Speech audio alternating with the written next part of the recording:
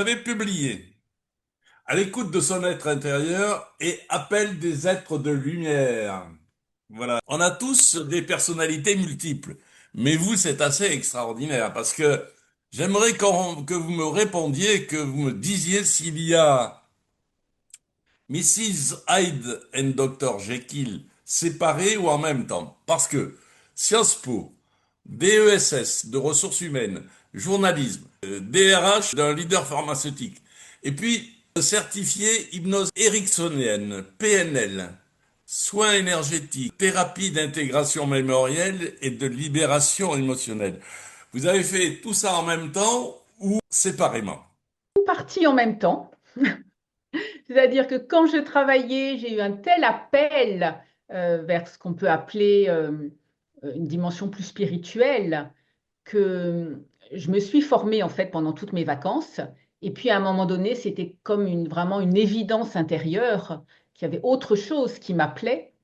Et donc j'ai quitté en effet mon emploi pour d'abord m'installer comme thérapeute, mais ce que je ne fais plus maintenant. Maintenant, je me consacre uniquement à la formation et puis, on va dire, à la transmission de, dont l'écriture.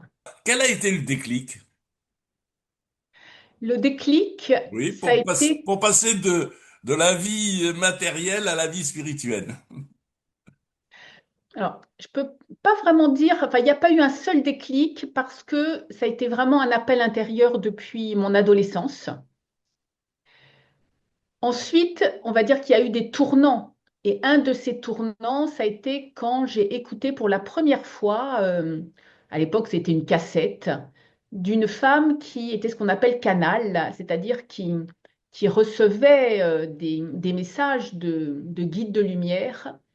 Et ça a été une révélation pour moi, mais pas une révélation intellectuelle. Ça a été comme une explosion d'amour, de lumière et je peux dire de grâce dans mon corps. Et là, je me suis dit, mais comment c'est possible? Et ça a ouvert la voie vers autre chose. D'accord. Alors, quelle est la différence entre le médium et le channel? Alors moi, la différence que je fais, c'est que souvent, le médium est associé à la prédiction, c'est-à-dire au fait de prédire l'avenir, ou avec la communication avec des défunts.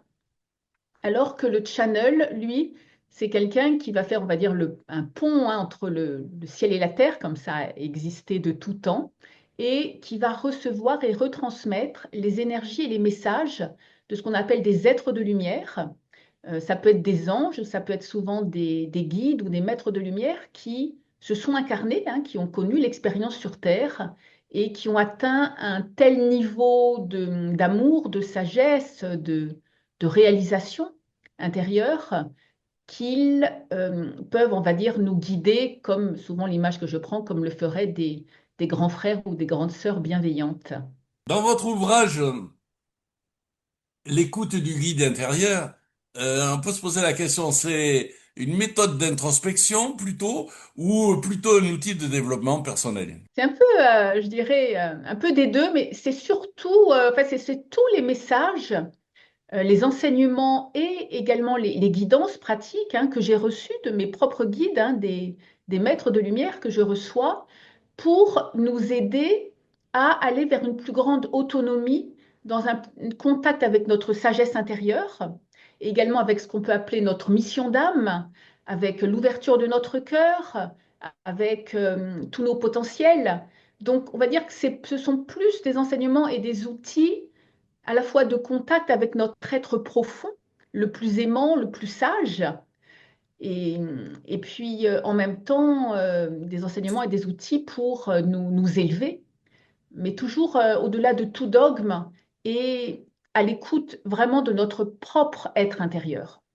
Effectivement, vous utilisez les outils puisque dans votre ouvrage sur l'écoute de votre guide intérieur, il y a un QR code qui permet d'écouter les méditations guidées pour se relier à notre guide intérieur.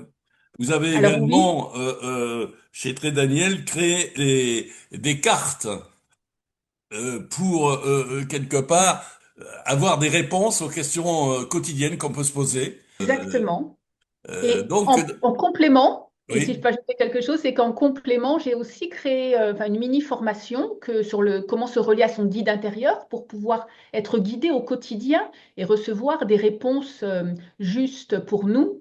Et voilà, c'est une mini-formation de 4 vidéos que j'offre, que vous pouvez d'accord. trouver sur mon site, hein, se relier à son guide.com. C'est accessible à tous ceux qui souhaitent, on va dire, rencontrer davantage cet aspect le plus aimant et le plus sage d'eux-mêmes, hein, que nous portons tous en nous.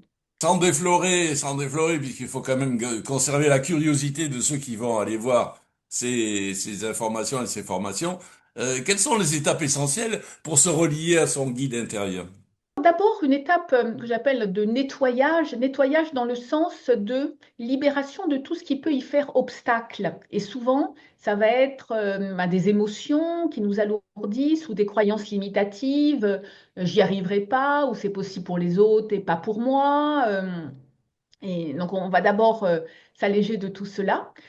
Ensuite, ça va être de s'installer dans notre cœur, c'est-à-dire parce que c'est vraiment à partir de la vibration du cœur que l'on peut se relier à cette fréquence, hein, un petit peu comme une radio, pour aller capter cet aspect le plus élevé de nous-mêmes.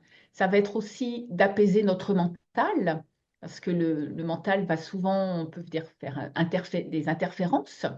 Alors, il ne s'agit pas de le supprimer, on en a besoin, mais simplement de lui accorder, comme je dis souvent, un repos bien mérité. Et puis ensuite, ça va être de s'installer dans un état intérieur de centrage, d'élévation vibratoire, où on va poser une question claire pour pouvoir avoir une réponse par rapport à voilà, une question qui nous préoccupe. Dans les deux ouvrages d'ailleurs, vous parlez de découvrir sa mission d'âme. Et qu'est-ce qu'on peut donner comme définition? Quelle est la définition de la mission d'âme? Comment la détecter? C'est ce que notre âme a choisi de venir réaliser. C'est un petit peu comme son programme d'incarnation. Un des buts de son incarnation. Et souvent, moi, ce que j'ai observé, c'est qu'il y a deux volets, à la fois un volet de guérison, c'est-à-dire par rapport aux blessures les plus répétitives que nous avons pu vivre. Donc, ça va être de nous libérer de nos blessures les plus répétitives et un volet d'expression qui va être d'aller exprimer eh bien, les talents qui nous sont plus particulièrement propres, hein, qui nous sont spécifiques, tout ce qu'on a envie de partager au monde, moi ce que j'appelle notre cadeau au monde. Dans l'appel des êtres de lumière, on peut se poser la question, mais qui sont ces êtres de lumière? Vous avez une très belle phrase que j'ai notée, que je trouve extraordinaire, c'est ce qui importe n'est pas qui parle, mais qui écoute. Alors j'aimerais que vous nous commentiez un petit peu cette très belle phrase. Je reviens simplement sur qui sont ces êtres de lumière. J'en ai parlé un peu plus tôt, hein. Ce sont vraiment ces êtres qui ont souvent connu l'incarnation et qui ont atteint un très haut niveau d'amour et de sagesse. Et quand je dis qui écoute, c'est aussi au-delà de qui parle, c'est est-ce que ce que je reçois, ça m'est vraiment utile? Est-ce que ça sonne juste pour moi? Est-ce que c'est quelque chose qui est accompagné d'un sentiment d'amour, de bienveillance? Et même si des fois, c'est ça, parfois pas toujours ce qu'on a envie d'entendre, mais on sent que ça, littéralement, que ça sonne juste.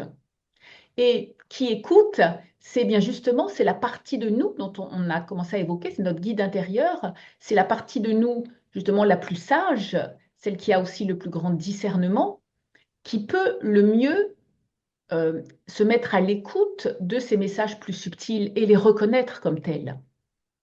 Alors, ma dernière question, c'est, je reprends le titre, l'appel des êtres de lumière. S'il y a appel, la question qu'on peut se poser, c'est, serions-nous à une époque particulière qui serait à l'origine de cet appel?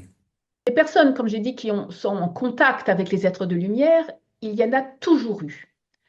La différence avec l'époque actuelle, c'est qu'aujourd'hui, en effet, nous sommes à une époque particulière où il y en a de plus en plus.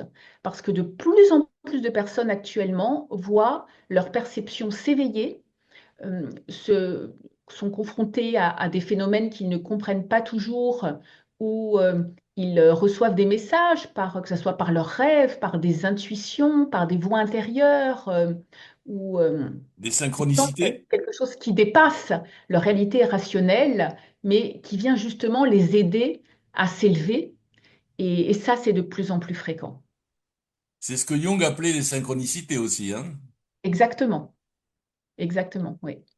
Bravo, Sophie, pour ces ouvrages et bravo pour ces outils qui aident à gérer le quotidien, en s'appuyant sur l'invisible. C'est tout à fait ça. Merci, à bientôt.